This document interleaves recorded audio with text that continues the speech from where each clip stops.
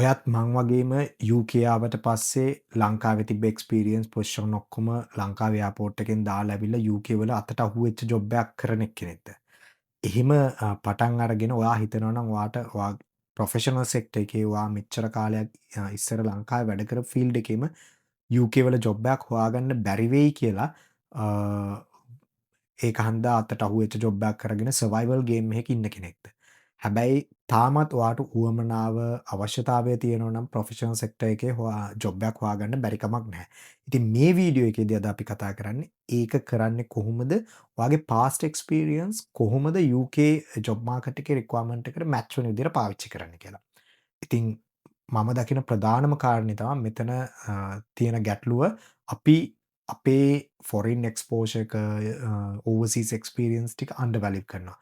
අපි හිතනවා ඒක UK ජොබ් මාකට් එකට රෙලෙවන්ට් නෑ. ඒක හන්දා අපිට ජොබ් හම්බෙන්නේ නෑ කියලා. මේක මටත් ඉස්සර තිබ්බ ප්‍රශ්නයක්. ඉතින් ඇත්තටම මට සමහර හයරින් මැනේජර්ස්ලා මේක කියපු කතාවක්. ඔයාගේ එක්ස්පීරියන්ස් එක UK වල නැහැනේ. ඒ කියන්නේ ලෝකල් එක්ස්පීරියන්ස් නැහැ. ඒකන්ද අපිට ඕනේ කවුරු හරි UK එක්ස්පීරියන්ස් තියෙන කෙනෙක් කියලා. ඉතින් මේ ගැටලුවට උත්තර දෙන්න නම් ඉස්සෙල්ලම අපි තේරුම් ගන්න ඕනේ අපේ එක්ස්පීරියන්ස් එකේ තියෙන ප්‍රශ්නේ කොහොමද අපි මැච් කරන්නේ කියලා.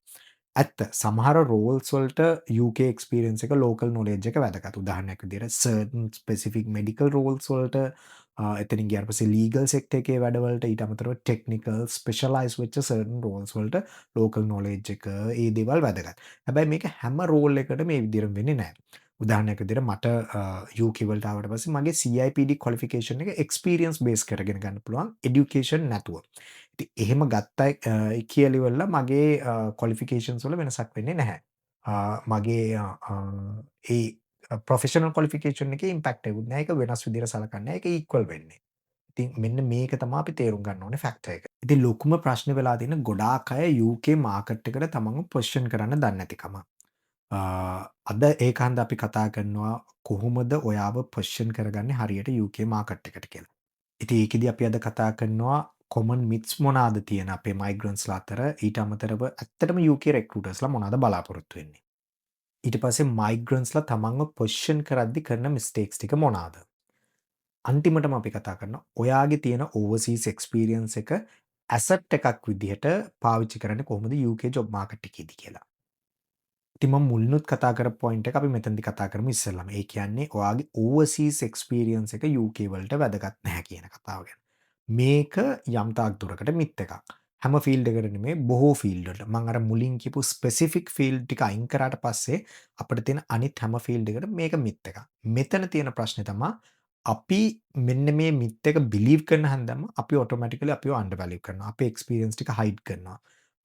අපි ඒක හරියට කමියුනිකේට් නොකර ඉන්නවා.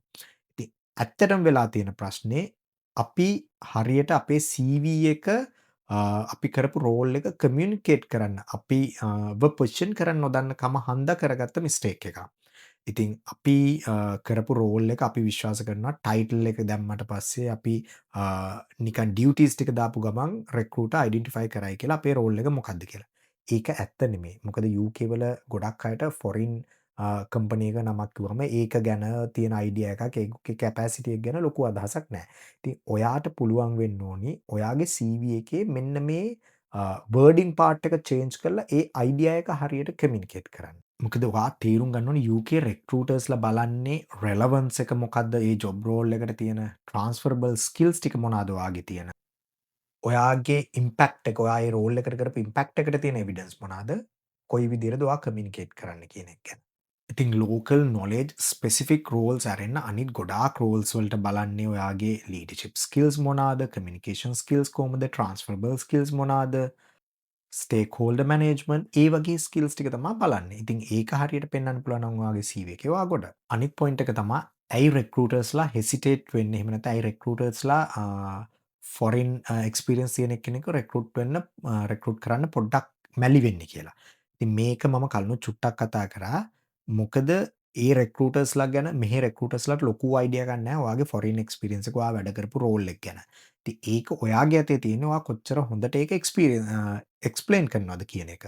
ඉතින් ඔයා එක්ස්ප්ලেইন නොකරන තාක්කල් රෙක්රූටර්ට ඒක ගැන තේරුම් ගන්න විදිහක් නැහැ. ඉතින් ගොඩාක් මයිග්‍රන්ට්ස්‌ලා ගත්තොත් ඒගොල්ලන්ට UK වල ඉන්න කැන්ඩිඩේට්ස්‌ලට වඩා තියෙන ස්පෙසිෆික් එක්ස්පීරියන්ස් ටිකක් තියෙනවා. ඉතින් ඒක තමයි අපි වැඩ කරපු කල්චර් එකේදී ලංකාව වගේ රටක වැඩ කරද්දී ලංකාවේ කට්ටියත් එක්ක වැඩ කරද්දී ඔයාට එක ස්පෙසිෆික් රෝල් එකක වැඩ කරන්න හම්බෙන chances ගොඩක් අඩුයි. ඊට අමතරව ඔයාට ඇත්තටම මල්ටි ෆන්ක්ෂනල් රෝල් එකක් රන් කරන්න වෙනවා. විශේෂයෙන් ඔයා මැනේජ්මන්ට් ස්කිල් එකේ වැඩ කරා නම් ඔයාට එන්ටයර් ඩිපාර්ට්මන්ට් එකේ ෆන්ක්ෂන්ස් ගැන හොඳ අයිඩියා එකක් තියෙනවා. ඒතර ඔයාට හොඳ හાર્ඩ් වර්කින් කැපැසිටි එකක් තියෙනවා. ඔයාට හොඳ රෙසිලියන්ස් එකක් තියෙනවා. මොකද ඒ නොලෙජ් එකත් ඒ ලෙවල් එකේ ඩීල් කරලා. ඊට අමතරව දැන් අපි ලංකාවේ HR මැනේජර් කෙනෙක් ගත්තොත් එහෙම මෙහි අපි UK කන්ටෙක්ස්ට් එක ගත්තොත් UK වල ගොඩක් වෙලාවට HR මැනේජර්ස්ලා ෆෝකස් වෙනවා එක එක ඒරියාස් වලට. ටැලන්ට් වලට එක්කෙනෙක් ඉන්නවා, ER පැත්තට එක්කෙනෙක් ඉන්නවා, අනිත් පැත්තට ගත්තාම ඕගනයිසේෂන් ඩිවලොප්මන්ට් වලට එක්කෙනෙක් ඉන්නවා. නමුත් මම ලංකාවේ ඒ රෝල් එක කරද්දි මේ ඔක්කොම බැලුවේ මම. end of the day මේ ඔක්කොම රිපෝට් කරන්නේ මට. එතකොට මට ඒ හැම ෆීල්ඩ් එකක් ගැනම knowledge එකක් තියෙන්න ඕනේ, awareness එකක් තියෙන්න ඕනේ. ඒගොල්ලන්ට ඇඩ්වයිස් කරන්න හැකියාව තියෙන්න ඕනේ. ඉතින් ඒ වගේ දේවල් ගොඩක් තියෙනවා අපි අපේ රටේ එක්කෙනෙක් මෙහේ ජොබ් එකට ඇප්ලයි කරද්දි. ඉතින් ප්‍රශ්නේ තියෙන්නේ අපි ඒක ක්වෙස්චන් කරන විදිහ, අපි ඒක කොහොමද එක්ස්ප්ලেইন කරන්නේ කියන එකේ. මං ඉස්සරත් මගේ වීඩියෝස් වල කතා කරලා තියෙනවා ගොඩක් මයිග්‍රන්ට්ස්ලා ෆෝකස් කරන්නේ ජොබ් ටයිටල් එකට. ඉතින් අපි බිලීව් කරනවා ජොබ් ටයිටල් එක දැම්මට පස්සේ රෙක්රූටර් ජොබ් රෝල් එක ගැන ලොකු අන්ඩර්ස්ටෑන්ඩින් එකක් ඇති වෙයි කියලා. ඉතින් ඒක එහෙම නෙමෙයි. ෆැක්ට් එක ඒක නෙමෙයි. ඒක තමා වැරද්ද අපි කරන. ඉතින් ඒ වෙනුවට අපි කරන්න ඕනේ ජොබ් ටයිටල් එකට නෙමෙයි ඔයාගේ රෝල් එක එක්ස්ප්ලেইন කරන්න. ඔයා කරපු ඩියුටිස් ටික එක්ස්ප්ලেইন කරන්න හරියට. ලොකුම දේ තමා ඔයා ගෙනාපු බිස්නස් ඉම්පැක්ට් එක එක්ස්ප්ලেইন කරන එක. ඉතින් ඒක නොකරන තාක්කල් ඔයාට ඉන්ටර්විව් එකකට chance එක එහෙම නැත්නම් ඔයාගේ CV එක through වෙන්න තියෙන chances ගොඩක් අඩුයි. ඊළඟට අපි කතා කරන්නේ මයිග්‍රන්ට්ස්ලා විදියට අපි කරන common positioning mistakes ටික මොනවාද කියලා ඉවරලා. ඒකේ පළවෙනි mistake එක තමා ඕවර්සීස් එක්ස්පීරියන්ස් ටික හයිඩ් කරන එක එහෙම නැත්නම් ඒවා ඩවුන් ප්ලේ කරන එක. ඉතින් මේ මිස්ටේක් එක කරන්න එපා. ඒ වෙනුවට ඔයාට පුළුවන් නම් ඕවර්සීස් එක්ස්පීරියන්ස් ටික ක්ලියර්ලි එක්ස්ප්ලেইন කරන්න. ඔයාගේ රෝල් එක ඔයාට කරපු වැඩ ටික ඉම්පැක්ට් එක ක්ලියර්ලි එක්ස්ප්ලেইন කරන්න ඒක ගොඩක් වටිනවා. ඉතින් මේක ඇති වෙන්නෙම අපි විශ්වාස කරනවා ඕවර්සීස් එක්ස්පීරියන්ස් මෙහි කට්ටිය ගණන් ගන්න නැහැ කියලා. ඇත්තම ප්‍රශ්නේ ඒක නෙමෙයි ගණන් ගන්න නැති කමට වඩා තියෙන්නේ ඒක හරියට එක්ස්ප්ලেইন නොකරන ගැටලුව. ඒක තියෙන්නේ අපේ අතේ. ඊළඟ මිස්ටේක් එක තමයි ලෝකල් ඉන්ටර්නල් ටර්ම්ස් යූස් කරන එක. ඉතින් අපි ලංකාවෙත් හරි කැමති certain abbreviation certain terms use කරන්න. ඉතින් අපි ඒ ටර්ම්ස් ටිකම ඒ විදිහටම UK වලදී යූස් කරොත් ඔයා එක්ස්පෙක්ට් කරන්න එපා UK recruitersලා ඒ ටර්ම්ස් ඒ විදිහටම දන්නවා කියලා. ඉතින් ඒ වෙනුවට ඔයාට කරන්න තියෙන දේ තමා UK වල භාවිතා වෙන භාෂාවෙන් එහෙම නැත්නම් හරි පැහැදිලි විදිහට ඒ දේවල් එක්ස්ප්ලেইন කරන එක අර ලෝකල් කන්ටෙක්ස් එකේ තියෙන ඇබ්‍රිවියේෂන්ස් අරවා මේවා පාවිච්චි නොකර. හැම වෙලේම හිතන්න රෙක්රූට්ට මේ රෝල් එක ගැන අයිඩියා එකක් නැහැ. මේ රෝල් එක දන්නේ නැහැ කලින් කියන මයින්ඩ් එකේ ඉඳගෙන ඔයාගේ CV එක ලියන්න. අනිත් ලොකුම ප්‍රශ්නේ තමා අපි ලියන්නේ ඩියුටීස් ගැන විතරයි. අපි කරපු ටාස්ක් ටික විතරයි. අපි කොයි වෙලාවක කතා කරන්නේ අපි ගෙනාපු ඉම්පැක්ට් එක මොකද්ද? අවුට්කම් එක මොකද්ද? අපේ තිබ්බ ස්පෙෂල් අචීව්මන්ට්ස් මොනවාද? ඒ රෝල් එකේ අපි අචීව් කරපු දේවල් මොනවාද කියන එක. ඉතින් UK වල බලන්නේ මෙන්න මේ දේවල්. ඉම්පැක්ට් එක මොකද්ද? ඔයා ගෙනාපු චේන්ජ් එක මොකද්ද? අන්න ඒ වගේ දේවල්. ඒක හන්ද ඔයාගේ CV එකෙත් ඔයා ලියන විදිහ වෙනස් කරන්න. දැන් අපි කතා කරමු ඕවර්සීස් එක්ස්පීරියන්ස් කොහොමද UK වලට ගැලපෙන විදිහට ප්ලේස් කරන්න කියලා. ඉතින් ඒකෙදි ඉස්සෙල්ලාම ඔයා කරන්න ඕන දේ තමයි ඔයා ලියන ජෙනරල් ස්ටේට්මන්ට්ස් ටික අයින් කරන එක. ඒ වෙනුවට නිකන් ඩියුටිස් විතරක් ලියන්නේ නැතුව රෙක්රූටර්ස්ලා කන්ටෙක්ස්ට් එක දන්නවා කියලා ඇසියුම් කරන්නේ නැතුව මම කලිනුත් කිව්වා වගේ ඒගොල්ලෝ මුකුත් දන්නේ නැති එක්කෙනෙක්ට තමයි ඔයා එක්ස්ප්ලেইন කරන්න කියලා හිතාගෙන ඔයාට කරන්න තියෙන දේ තමයි රෝල් එකේ ස්කේල් එක කම්පලෙක්සිටි එක රෙස්පොන්සිබිලිටීස් ඒ වගේ දේවල් ටිකත් හරියට CV එකට ඇඩ් කරන එක. ඉතින් උදාහරණයක් විදිහට ඔයා වර්ක්ඩ් ඉන් අපරල් ඉන්ඩස්ට්‍රි හරි මැනුෆැක්චරින් හරි එහෙම නැත්නම් ඔඩිට් ෆර්ම් හරි මොනා හරි එහෙම දාන්නේ නැතුව ඔයාට පුළුවන් දාන්න worked in a fast paced manufacturing environment where they manufacture multiple brands for different markets අන්න ඒ වගේ ටිකක් එක්ස්ප්ලেইন කරලා දාන්න. මේක ගොඩක් තියෙන වර්ඩ් ගේම් එකක්. ඊළඟ පොයින්ට් එක තමයි පුළුවන් තරම් ට්‍රාන්ස්ෆරබල් ස්කිල්ස් ෆෝකස් කරන්න. ඉතින් උදාහරණයක් විදිහට communication, leadership, management, problem solving, stakeholder management මේ වගේ ටික එම්ෆසයිස් කරන්න ඒවා හයිලයිට් කරනවා වගේ CV එකේ. ඊළඟ ඉම්පෝර්ටන්ට් පොයින්ට් එක තමයි ඇඩැප්ටබිලිටි එක පෙන්වන්නේ. ඉතින් රටකින් තව රටකට ඇවිල්ලා සෙටල් වෙන්න හදන එකම ලොකු ඇඩැප්ටබිලිටියක්. ඉතින් මේක ඇතුලේ තියෙනවා රෙසිලියන්ස් කියන එක, හાર્ඩ් වර්කින් කියන එක, ඇඩැප්ටබිලිටි කියන එක නිකම්ම. ඉතින් මේ දේවල් ඔයා පෙන්වන්න. ඔයාගේ CV එකෙත් highlight වෙන විදිහට ලියන්න පුරුදු වෙන්න. ඊළඟ එක තමා කන්ෆිඩන්ස් එක පෝර්ට්‍රේට් කරන්න ඕන වගේ CV එකෙන්. මතක තියාගන්න කන්ෆිඩන්ස් එක කියන්නේ ඇරගන්ස් නෙමෙයි. මේක ඉන්ටර්විව් එකේදීත් එහෙමම තමා. කන්ෆිඩන්ස් කියන්නේ ඇරගන්ස් නෙමෙයි. කන්ෆිඩන්ස් කියන්නේ ක්ලැරිටි එක. ඔයා කියන දේ පැහැදිලිව ක්ලියර්ලි තේරෙන විදිහට කියන්න පුළුවන්කම තියෙන එක.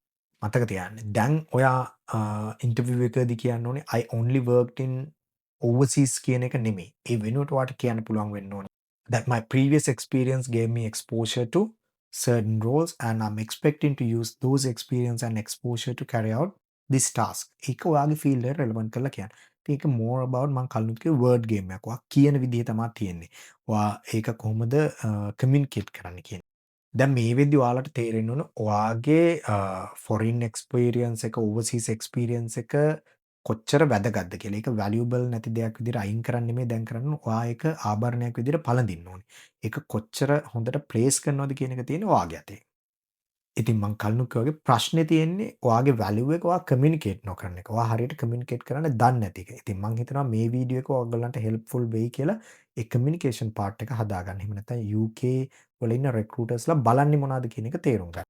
ඉතින් දැන් ඔයාගේ CV එක ලියද්දී ඉන්ටර්විව් එකේදී රෙක්රූටර්ව කන්ෆියුස් කරන්නේ නැතුව ක්ලැරිටි එක ඇතුව දැන් ඔයා කරන්න ඕන දේ තමයි කන්ටෙක්ස්ට් එකයි ක්ලැරිටි එකයි රෙලෙවන්ස් එකයි ගැන කතා කරන එක. ඔයාගේ CV එකේත් සහ ඉන්ටර්විව් එකේ. ඔයාගේ ඕවර්සීස් එක්ස්පීරියන්ස් එක දැන් ඩවුන්ග්‍රේඩ් කරන එක නවත්තලා ඒක මං කලිනුත් කිව්වා වගේ ඒක ඔයාගේ බෙනිෆිට් එකට පාවිච්චි කරන්න පටන් ගන්න. ඒක ඔයාගේ වාසියට හරව ගන්න පටන් ගන්න. ඉතින් ඒක ඔයාගේ ලැන්ග්වේජ් ඇබිලිටි එක ඔයාගේ අන්ඩර්ස්ටෑන්ඩින් එක මත තියෙන ජොබ් එකක්. ඉතින් ඒකට මට දෙන්න පුළුවන් සපෝට් එක තමයි මේ වීඩියෝ එකෙන් මම ඕගොල්ලන්ට පැහැදිලි කරන්නේ. ඉතින් මෙතනින් එහාටත් මොකක් හරි සපෝට් එකක් මොකක් හරි මේ ගැන උදව්වක් ඕන නම් මේ ගැන දැනගන්න ඕන නම් මාව කන්ටැක්ට් කරන්න. එහෙම නැත්නම් කමෙන්ට් සෙක්ෂන් එකේ කමෙන්ට් කරන්න. එතකොට මම ඔයගලන්ට ඒකට මගේ නොලෙජ් එක ෂෙයා කරගන්නම්. මගේ එක්ස්පීරියන්ස් ටික ෂෙයා කරගන්නම්. ඉතින් මං හිතනවා මේ අද අපි කතා කරපු පොයින්ට්ස් ටික ඔයගලන්ට වැදගත් වෙයි කියලා ඉස්සරහට ඔයගලන්ගේ CV එක හරියට හදන්න ඉන්ටර්විව් එකකට ෆේස් කරන්න. ඉතින් මේ වීඩියෝ එක වැදගත් වෙයි කියලා හිතන ඔයාගේ යාළුවෝ UK වල ඉන්න යාළුවන් එක්කත් මේ වීඩියෝ එක ෂෙයා කරගන්න. එහෙම නැත්නම් කවුරු හරි UK එන්න බලාපොරොත්තු වෙන කෙනෙක් ඉන්නවනම් ඒගොල්ලොත් එක්කත් මේ වීඩියෝ එක ෂෙයා කරගන්න. ඉතින් බොහොම ස්තුතියි අදත් අපිත් එක්ක එකතු වුණාට.